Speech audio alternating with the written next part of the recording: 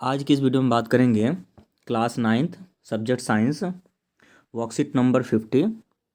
आज की डेट है 20/12/2021। Name of the student and the name of the class teacher. बच्चे अपना नाम यहाँ लिखेंगे, यहाँ क्लास टीचर का नाम लिखेंगे। ये जो वर्कशीट है directorate of education GNCT of Delhi द्वारा पब्लिश की गई है। आज का जो टॉपिक है हमारा एटम्स एंड मॉलिक्यूल्स। बिल्कुल नया चैप्टर स्टार्ट हो रहा है। सेकंड टर्म का फर्स्ट चैप्टर है एटम्स एंड मॉलिक्यूल्स।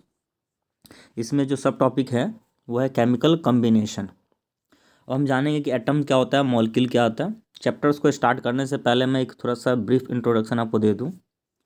अब तक हमने पढ़ा था मैटर क्या होता है जी। Anything which occupy space having mass and volume are said to be matter which can be easily experience by our sense organ, उसको हम मैटर कह रहे थे। अब मैटर में क्या होता है कि मैटर हमारा है, फॉर एग्जाम्पल ये मेरा मैटर हो गया। मैटर का जो प्योरेस्ट फॉर्म होता है उसको हम एलिमेंट कहते हैं। Purest form of matter is called element. Element का जो स्मॉलेस्ट पार्ट होता है, एलिमेंट का सबसे स्मॉलेस्ट पार्ट, उसको हम एटम कहते हैं। Smallest part of element is called atom. ठीक है। जब दो एटम कंबाइन करते हैं तो क्या बनाते हैं, मॉलिक्यूल्स बनाते हैं जी। ठीक है। तो ये बेसिक सा ब्रीफ इंट्रोडक्शन हमने देखा। अब हम वर्कशीट को स्टार्ट करते हैं। सबसे पहले वर्कशीट में यहाँ पे कोई ज्ञान है। How are the compound form from elements. Compound कैसे बनता है जी एलिमेंट से। Can they be formed by just mixing the elements together. क्या दो एलिमेंट्स के मिलने से ही बन जाता है। जिज्ञासा दीदी no. Compounds are formed only by the chemical reaction. एक तरह से केमिकल रिएक्शन होता है, that is called combination of elements. These reactions are governed by certain principles and rules which are called a laws of chemical combination। कुछ principles लगे रहते हैं, कुछ रूल्स रेगुलेशन की वजह से क्या होता है कि रिएक्शंस होते हैं और फिर कंपाउंड्स का फॉर्मेशन होता है। उस प्रिंसिपल्स को हम कहते हैं law of chemical combination. There here we will learn about two laws of chemical combination. यहाँ पे हम दो लॉ ऑफ केमिकल कम्बिनेशन के बारे में जानेंगे, जिसमें सबसे पहला है law of conservation of mass and the second one is law of constant proportion. सबसे पहला है लॉ ऑफ कंजर्वेशन मास। जैसे हम जानते हैं mass can neither be created not be destroyed, it can only be transfer from one form to another. इसी को लिखा हुआ है, mass can neither be created not be destroyed during a chemical reaction. जब भी कोई केमिकल रिएक्शन होगा तो मास तो ना तो क्रिएट किया जाता है ना तो डिस्ट्रॉय किया जाता है। इस चैप्टर को स्टार्ट करने से पहले सबसे पहले आपको इसमें इंपॉर्टेंट चीज़ क्या है वो ध्यान क्या करना है आपको। चैप्टर 4, ये चैप्टर 3 है एटम्स में। चैप्टर 4 में कुछ एलिमेंट्स लिखे होंगे आपको एक पेज पे। उसमें इलेक्ट्रॉन्स प्रोटॉन न्यूट्रॉन होंगे, वहाँ पे मास नंबर भी होगा। ठीक है। तो आप सबसे पहले मास नंबर याद कर लें कुछ सर्टेन एलिमेंट्स का, या चैप्टर 3 के बीच में कहीं पर मास नंबर दिया होगा, कुछ एलिमेंट्स का आप मास नंबर याद कर लें। ठीक है, जिससे कि आपको चैप्टर्स ईजिली आपको समझ में आएगा। अगर मास नंबर वहाँ पे नहीं है तो आप सिंपली क्या कर सकते हैं, मास नंबर कैसे याद कर सकते हैं। मास नंबर क्या करना है कि प्रोटॉन और प्लस न्यूट्रॉन की संख्या जो होगा उसको ऐड कर देंगे तो उससे आपका मास नंबर का पता चल जाएगा। प्रोटॉन प्लस न्यूट्रॉन की संख्या को ऐड कर दें नंबर को। ठीक है।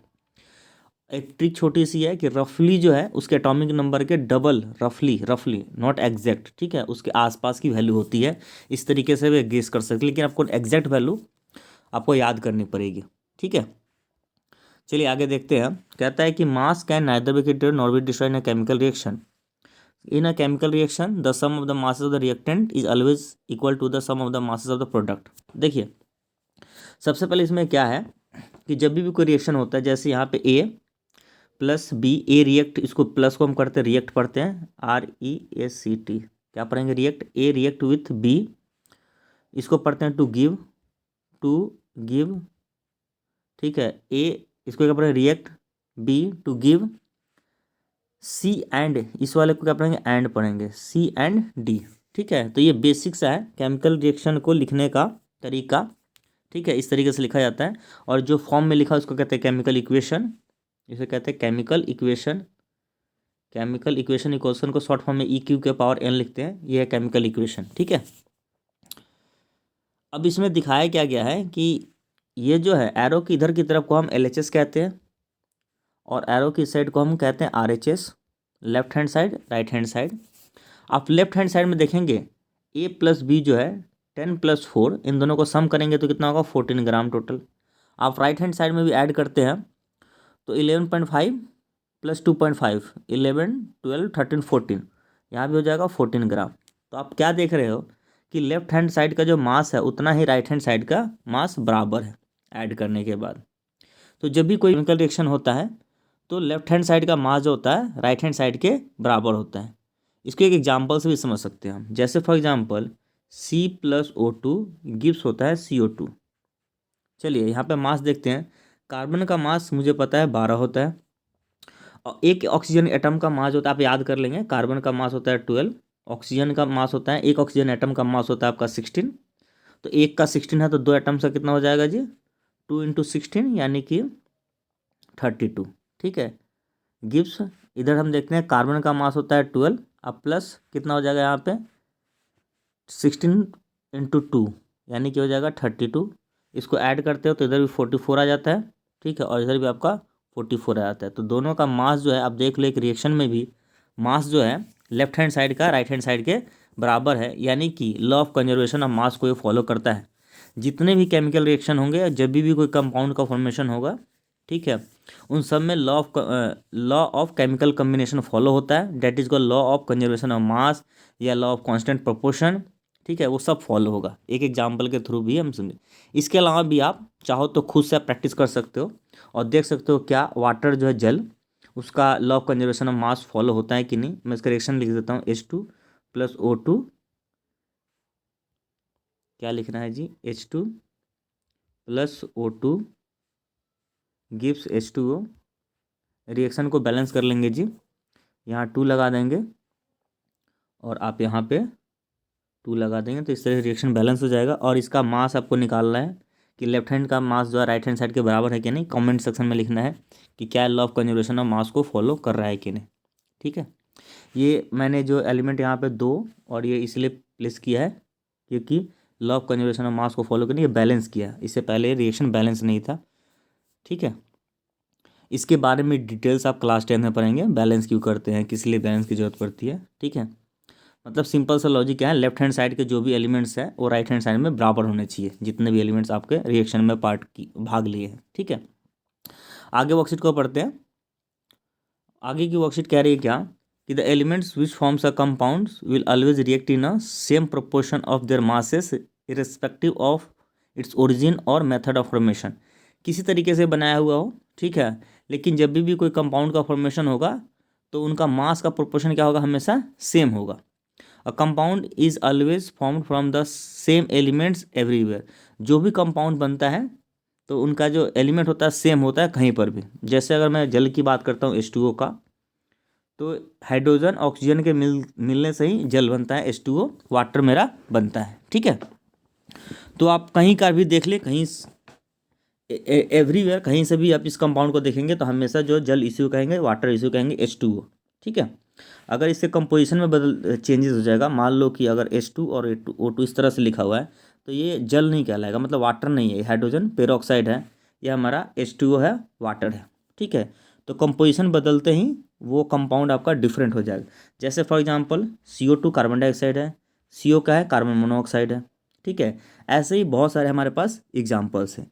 जैसे एक और एग्जांपल बताता हूँ, जैसे मान लो NH3 है, ये अमोनिया है, मान लो ये NH4+ हो गया तो अमोनियम हो गया ये।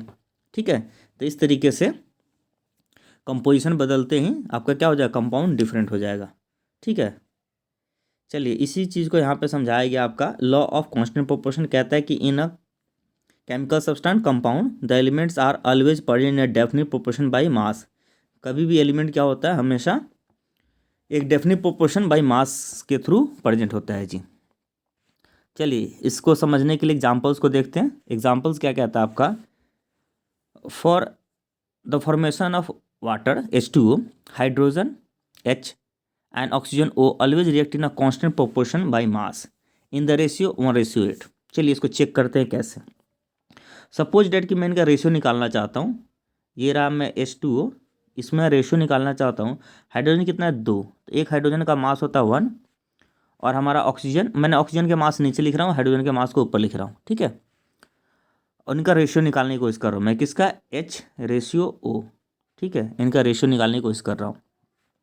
ऑक्सीजन, एक ऑक्सीजन का मास अभी थोड़ी देर पहले मैंने लिखा था 16, ठीक है, तो यहाँ कितना हो जाएगा 2/16 हो जाएगा, 2 1 जा 2, 2 8 जा 16, तो 1/8 हो जाएगा, डेट इज कॉल्ड 1:8 हो जाएगा।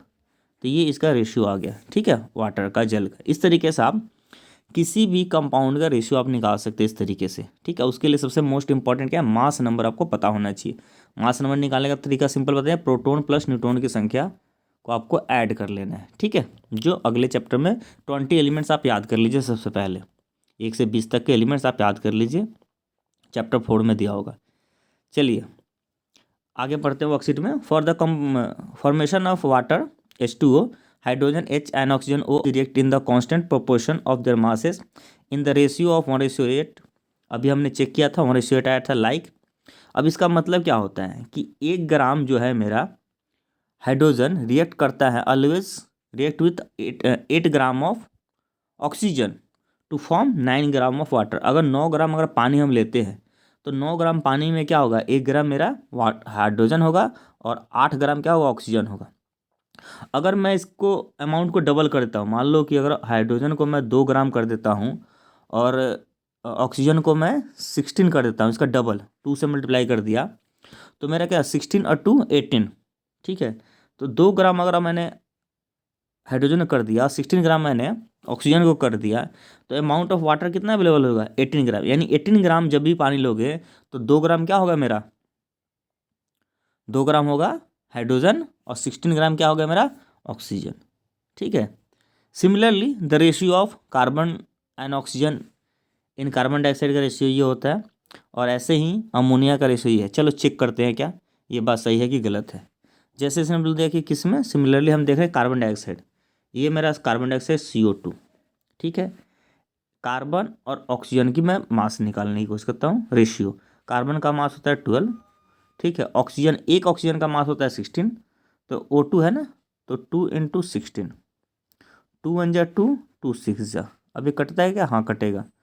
कितने से कटेगा, 2 से कटेगा, 2 3 जा 6, 2 8 जा 16, यानी क्या रेशियो आया जी, 3:8, ठीक है, किसका, कार्बन डाइऑक्साइड में। तो आप देख लो रेशियो यहाँ मिल गया ना, 3:8। सिमिलरली अमोनिया का भी चलो चेक कर लेते हैं।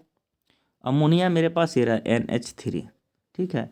नाइट्रोजन का मास कितना होता है जी, और हाइड्रोजन का, तो हाइड्रोजन 3 है ना, तो हम करते क्या है, हाइड्रोजन, एक नाइट्रोजन का 14 और एक हाइड्रोजन का होता है 1 ग्राम, तो 1 × 3 यानी कि 3। अब कटेगा क्या, नहीं कटेगा, यानी कि रेशियो क्या हो जाएगा, 14:3। तो ये इस तरीके से आप चेक करो कि अमोनिया का रेशियो आ गया, ठीक है। सिंपली आप किसी का भी मास निकालना चाहते हो, ठीक है, कि मैं कैसे कर दे रहा हूँ, तो आपको सिंपली जैसे आज मैंने डिस्कस किया, क्या हाइड्रोजन का मास कितना है, तो 1 याद रखिए, ऑक्सीजन कितना याद रखिए 16, नाइट्रोजन का 14, ठीक है। और किसके बारे में बात किया मैंने, कार्बन के बारे में बात किया, 12 याद रखो, ठीक है। तो ये जो भी मैंने एलिमेंट्स के कुछ के तो अभी बता दिए, उनके अभी का भी याद कर लो, ठीक है। और आप इस तरीके से आप यूज़ कर सकते हो। फिलहाल ये वर्कशीट यहाँ पे फिनिश हो जाती है। अब हम क्वेश्चन को डिस्कस करते हैं। क्वेश्चन क्या कहता है, फर्स्ट क्वेश्चन कहता है आपका, state the 2 laws of chemical combination. तो 2 लॉ आपके यहाँ दे रखे हैं, ठीक है, इसको स्टेट कर देना है।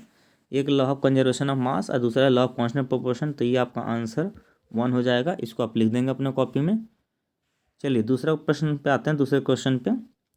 सेकंड क्वेश्चन कहता है कि can there be a variation in the chemical composition of 2 samples of pure water from 2 different places. क्या उनके केमिकल कंपोजिशन में अलग होगा और 2 प्योर वाटर अलग अलग प्लेसेस है, नो।